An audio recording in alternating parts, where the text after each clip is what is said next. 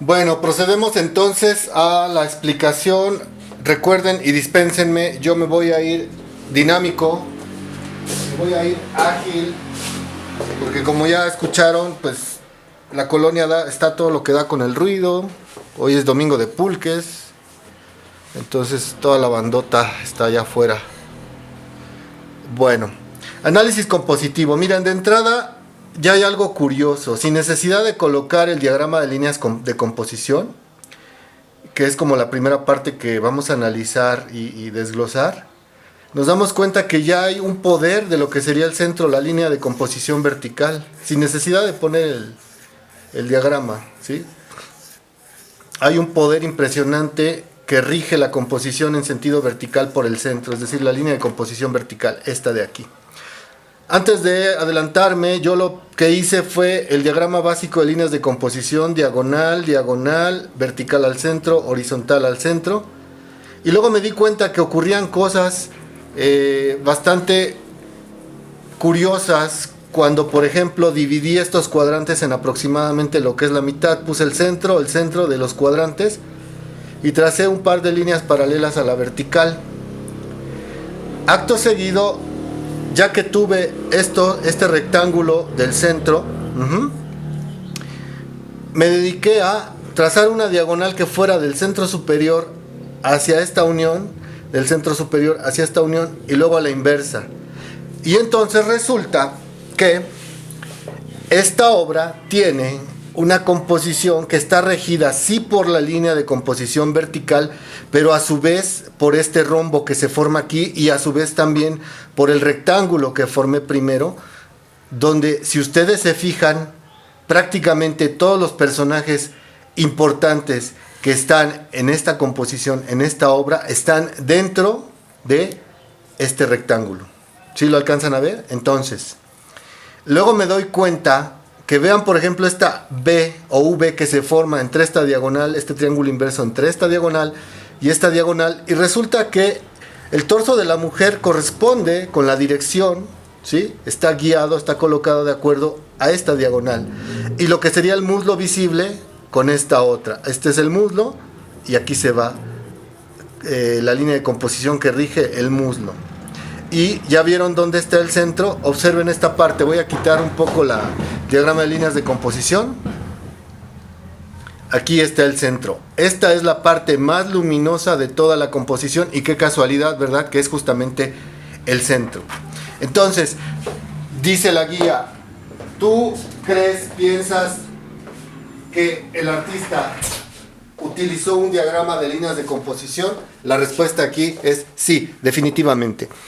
Peter Paul Rubens, por la fecha en que nació y el tipo de estudios académicos dentro de la pintura que tuvo, sin duda sus maestros fueron de estilo renacentista. Sin duda, repito, fueron maestros de estilo renacentista. Y en el Renacimiento, aquel pintor que no hiciera uso de diagramas de línea de composición no era considerado un buen pintor o un buen escultor. ¿Por qué? Porque en el Renacimiento se buscaba principalmente el orden, la perfección, la armonía. Se buscaba copiar la naturaleza, pero con un rigor matemático geométrico. Entonces, antes de hacer una obra, todo pintor renacentista, y más en el Renacimiento tardío, o en el Cinquecento, estaban de alguna manera obligados, porque así les enseñaban. Y bueno, también era una característica primordial de la corriente o del movimiento renacentista. Estaban obligados a hacer este tipo de composiciones basadas en un rigor geométrico. Por tanto, Peter Paul Rubens utilizó un diagrama de líneas de composición. Otro dato curioso que obtenemos al colocar el diagrama es que vean qué hay dentro del rombo. Observen perfectamente qué hay dentro del rombo y están personaje principal, un segundo personaje o secundario, el tercer personaje más importante, el cuarto, y ya todo lo demás es secundario, complementario o accesorio. Entonces no es casualidad que todos los personajes, estos tres, que son digamos como los más importantes. ¿Por qué lo digo?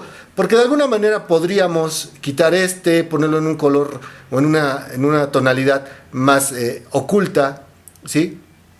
No pasaría nada. Pero Peter Paul Rubens quería que este protagonista, esta protagonista y esta protagonista tuvieran como que el foco de atención, lo que sería el peso visual. De aquí pasamos a, si se utilizó un diagrama de líneas de composición, perdón, de aquí pasamos a la segunda parte. Ustedes tienen que ser más generosos en sus explicaciones, más amplios y detallados, por favor. Yo me voy rápido por la cuestión de el tiempo, el peso que tienen los videos, en fin. La segunda parte, pesos visuales. Ahí lo moví un poquito. Pesos visuales. ¿Quién o qué tiene el mayor peso visual, así a primer golpe de vista, en toda la composición, en toda la obra? Esta parte de acá, esta cabeza de caballo, que casi ni se ve, está fusionado con el cuerpo de este guerrero, ¿sí?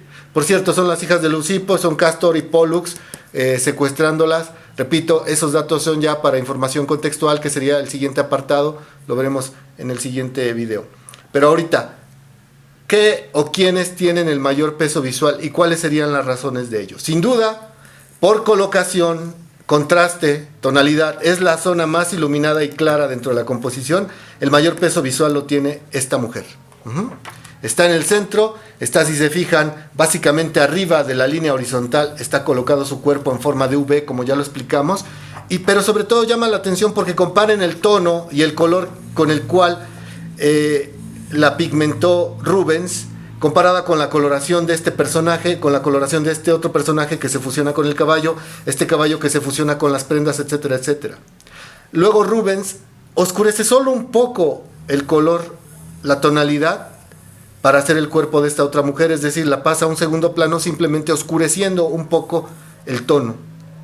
Y ya quedan en planos, o digamos en lugares secundarios, todo lo demás, los caballos, Castor y Pólux, el paisaje, el fondo, el suelo, este querubín, etcétera, etcétera. De hecho no es querubín, es Eros o Cupido.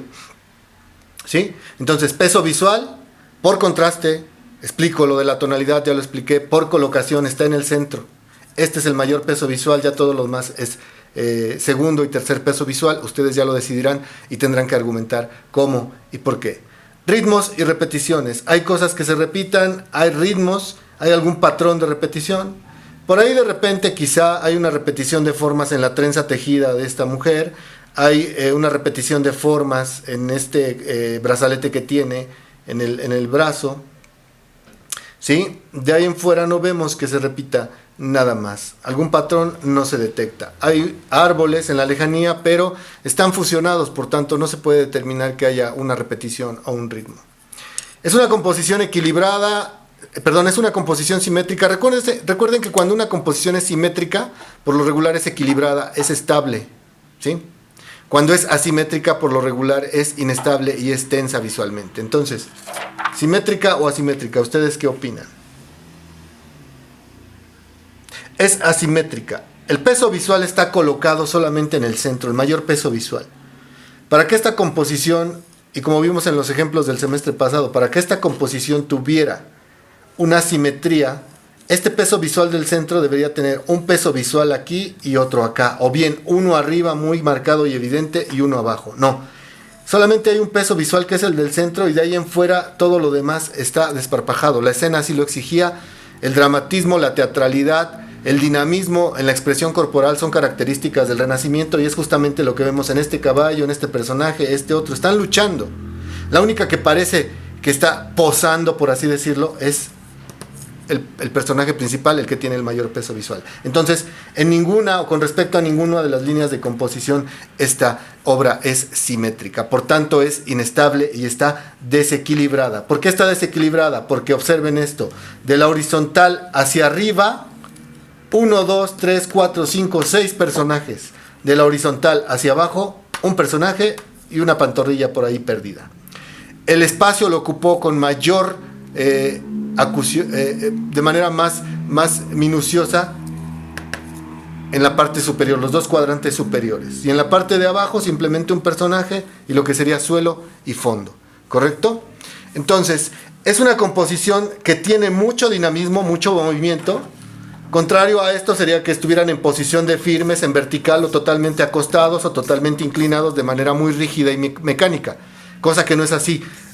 A pesar de que esto es inmóvil, es decir, es un póster, una reproducción, nos está representando una lucha, una batalla donde esta mujer está prácticamente tirada, este está tratando de sostenerla con un brazo mientras abraza a la otra, este está procurando que esta no se caiga, el caballo está contorsionando la cabeza y el cuello, el otro está relinchando, acá hay una mano de la mujer como tratando de pedir ayuda, en fin, está llena de movimiento. Agrupaciones, concentraciones, todo esto es una concentración, no hay espacio entre ningún personaje, todos están hechos un amasijo, ¿sí? Están hechos una masa, fusionados. De repente cuesta trabajo esta pata de quién es, esta pierna de quién es, este brazo que sale acá, cuesta trabajo ver las extremidades. Aquí apenas se alcanza a percibir la pantorrilla que se supone que debe ser de este personaje, ¿sí? Es una composición que está basada en una concentración de cuerpos, en una concentración de personajes. Ahí hay una explicación de que hay una concentración. Agrupaciones, vemos agrupaciones, pues podrían ser un grupo los árboles, podrían ser un grupo las montañas, podrían ser agrupaciones las nubes. Direcciones, claro que sí, sin duda. Abajo, la mirada, el rostro de perfil, viendo en diagonal hacia la derecha, parte inferior. 3/4 de perfil, viendo hacia abajo, esta mujer está mirando hacia arriba, el cuerpo está en diagonal hacia arriba, el cuerpo de esta mujer, como dijimos, está en V, esta pierna está dirigida hacia la parte superior izquierda, el torso y el brazo junto con la mano están señalando hacia la parte superior derecha, ¿sí? La pantorrilla va hacia abajo en vertical, el querubín nos está viendo, Cupido o Eros, perdón, nos está viendo directamente como posando para la foto, ¿sí? Entonces, este caballo hacia dónde se dirige, hacia dónde está mirando, este otro, su cuerpo, su cabeza, hacia dónde se dirigen, hacia dónde están mirando. De manera, discúlpenme ustedes, repito, muy, muy, muy ágil y dinámica, he hecho la explicación de lo que serían las características o propiedades de composición visual de esta obra, El rapto de las hijas de Leucipo. Ustedes tienen el lujo, afortunadamente, de hacerlo con calma y con mucho detalle. Repito, si alguien me dice, y soy enfático en ello, si alguien me dice, bueno, la obra que estoy analizando, pues sí, utilizó las líneas de composición, tiene 3 pesos visuales, es estable, es simétrica, tiene 2 concentraciones y veo una agrupación y se ven 3 direcciones, y así me manda su comillas, análisis, comillas, eso está mal. Lo único que está haciendo es mencionar nuevamente lo que hay, un inventario o una lista de propiedades o características de composición que prácticamente todas las obras lo poseen, ¿sí? Aquí la cuestión es que ustedes expliquen de manera suficiente, de manera con mucha calidad en sus argumentos y utilizando la obra como ejemplo para mostrar y demostrar dónde están esas características de composición visual y de qué manera las utilizó cada uno de los autores en cada una de las obras que ustedes están analizando. Entonces, por favor, hagan análisis con mucha calidad. Nuevamente reitero, no bajen los análisis ya hechos de internet, que a veces me dan risa porque están muy mal hechos, y aún así los copian y los pegan sin fijarse o darse cuenta que no tienen calidad. Entonces, por favor, echen a andar la rata, el hámster que habita ahí adentro, que se ponga a chambear. Mucha observación, mucho análisis. Lo que no comprendan, repasen lo de Artes 1, lo investigan. Recuerden, no puedo darles todo ya masticado y digerido. No, tienen que hacer su trabajo. El proceso de enseñanza-aprendizaje lo realizan ustedes. Yo nada más soy un mequetrefe que trata de guiarlos de la mejor manera de cómo se hacen las cosas. Así que, por favor, échenle mucha calidad. Vayan ya mandándome sus análisis, sus avances para que los vaya corrigiendo, les vaya haciendo comentarios y así no nos alcance el tiempo y no nos agarren las prisas al final y no tengamos problemas para las evaluaciones. Cuídense mucho, la pandemia aún no termina, no se confíen. Pues ¿qué más? Pues nada, a chambear. ¿Qué nos queda? Échenle ganas, mis guerreros y mis guerreras, mis luchones y mis luchonas. Nos vemos la próxima. Ya les dije, videos de teoría los lunes, clases videograbadas de prácticas los viernes. Voy a tratar de respetar esos días. Si por alguna razón no logro subir algún video o alguna explicación, pues no se preocupen, voy a tratar de decirles de alguna manera, estoy bien, no se preocupen, ahí les va el video. Cuídense mucho, saludos a todos.